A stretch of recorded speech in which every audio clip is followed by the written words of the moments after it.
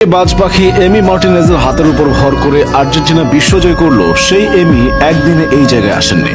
2014 বিশ্বকাপের ফাইনালে যখন মেসি, আগুয়েরোরা জার্মানির বিপক্ষে বিশ্বকাপের একটা ট্রফির জন্য লড়াই করছেন, তখন এমি মার্টিনেজ তার পরিবারের জন্য বারবিকিউ রান্না করছিলেন।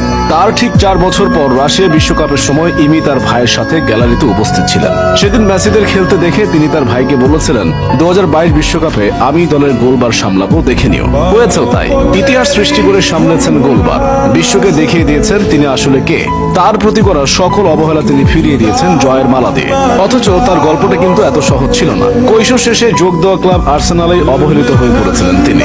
সেই এমি মার্টিনেজে এখন বিশ্বমঞ্চে আর্জেন্টিনার নায়ক, গোলবারের অতন্দ্র প্রহরী। 2012 সালে এমি যখন ইংলিশ ক্লাব আর্সেনালে যোগ দিয়েছিলেন, তখন তার বয়স ছিল সবেমাত্র 17 বছর। গা থেকে তখনও কৈশোরের গন্ধ মুছেনি। কিন্তু দুর্ভাগ্যবশত এই অল্প বয়সে ক্লাব থেকে পান এক রাশ উপেক্ষা। উপেক্ষিত মার্টিনেজ অনেকগুলো মৌসুম ধারে কাটিয়েছেন Oxford United, Sheffield Wednesday, Rotterdam, Wolverhampton, Getafe, reading এর মতো ক্লাবগুলোতে।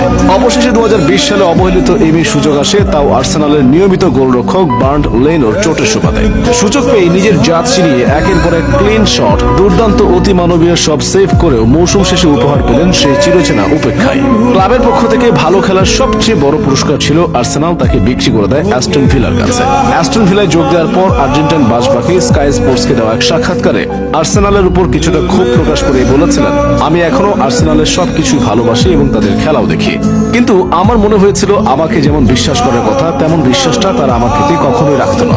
আর্সেনাল থেকে অ্যাস্টন ভিলায় গিয়েও এমি মার্টিনেজ রেখেছেন দক্ষতা এবং প্রতিভার সুস্পষ্ট ছাপ। অ্যাস্টন ভিলার ভাঙাচোরা রক্ষণের পেছনে উপহার দিয়েছেন জাদুকরী পারফরম্যান্স। এমন ভঙ্গুর রক্ষণভাগ নিয়েও মৌসুম শেষে গোলরক্ষকদের মধ্যে সবচেয়ে বেশি ফ্যান্টাসি লিগ পয়েন্ট এমির পক্ষেই কথা বলে। এমন নজর কাড়া পারফরম্যান্সে মার্টিনেজের ভাগ্য উপেক্ষার পালা এখানেই সমাপ্ত হয়নি। আর্জেন্টিনা জাতীয় দলের বর্তমান কোচ মাস্টারমাইন্ড লিওনেল স্ক্যালোনির পক্ষ থেকে উপহার পেয়েছিলেন উপেক্ষা।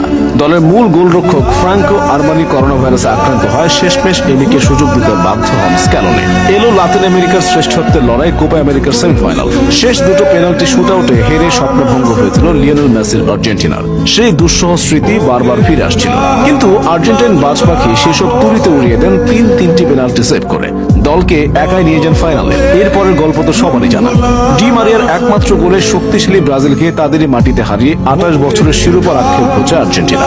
22তম কাতার বিশ্বকাপেও নিজের জাত চিনিয়েছেন মার্টিনেজ। গ্রুপ পর্বের ম্যাচে আশ্চর্যজনকভাবে সৌদি আরবের কাছে হেরে গেলেও বাকি অধ্যায়টা বেশ মসৃণভাবেই সামলেছেন। কোয়ার্টার ফাইনালে পেনাল্টি শুটআউটে দুর্দান্তভাবে প্রথম দুটো পেনাল্টি ঠেকিয়ে দিয়ে নেদারল্যান্ডসকে কার্যত ম্যাচ থেকে ছিটকে দেন এমি মার্টিনেজ। সেমিফাইনালে ক্রোয়েশিয়ার বিপক্ষে রেখেছেন ক্লিন শিট। আর তাই তো মেসি, মারিয়ার মতো তারকাদের ছাপিয়ে পাদপ্রদীপের আলোটা নিজের দিকে আনতে পেরেছেন আর্জেন্টিনার বাজ পাখি খ্যাত এমি মার্টিনেজ। দেখিয়ে দিয়েছেন ফাইনালে তাকে ভেদ করে জালের দেখা পাওয়ার চেয়ে অমাবস্যার রাতে চাঁদের দেখা পাওয়া আরো সহজ।